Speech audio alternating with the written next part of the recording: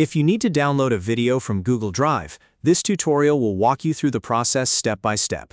It's quick, simple, and works whether the video is a file you uploaded yourself or one that's been shared with you. By the end of this video, you'll know exactly how to find the video, download it to your device, and make sure it saves properly. If this helps, go ahead and hit that like button and subscribe for more easy tech tutorials just like this one. Let's jump right in. First, open Google Drive in your browser and sign in to the account that has access to the video you want to download.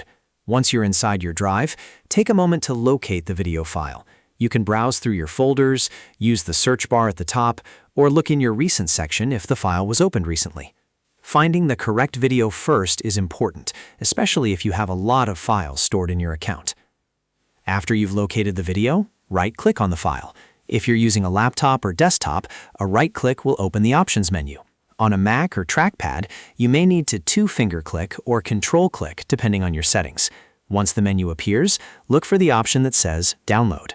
This is the command that tells Google Drive to save a copy of the video onto your computer or device. Now click Download. In most cases, your browser will begin saving the file automatically. Depending on the size of the video and your internet speed, this may take a few seconds or a little longer.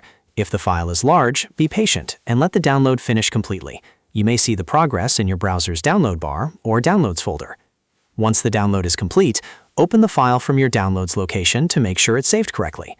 If you don't see it right away, check your browser's download history or your device's Downloads folder. From there, you can move the video, rename it, or open it in your media player. And that's it. You've now downloaded a video from Google Drive in just a few clicks. If this video helped you out, make sure to like the video, subscribe to the channel, and turn on notifications so you don't miss the next tutorial. Thanks for watching, and I'll see you in the next one.